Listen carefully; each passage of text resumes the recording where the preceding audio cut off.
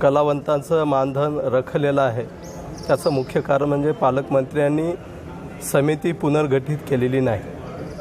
आणि आता तरी पालकमंत्र्यांनी समिती गठीत करतील का हा मला त्यांना प्रश्न आहे। कोरोनासारख्या महामारीमध्ये आज अनेक कलावंत बेघर झालेले आहेत। आज कुठलाही कार्यक्रम झालेला नाही 2 वर्षापासून। त्या कलावंतांना सुद्धा मानधन मिळालं पाहिजे, जी महाराष्ट्राची कलावंतांची भूमी आहे। जे कलावंत अनेक आयुष्य आपल्या सर्वांना हसवण्याचं, खेळवण्याचं, आपले मानसिक संतुलन चांगले ठेवण्याचं काम केलं, त्या आज वृद्ध कलावंतांना सुद्धा या जिल्ह्यातून आज समिती पुनर्गठित न झाल्यामुळं आज मानधन थांबलेलं आहे।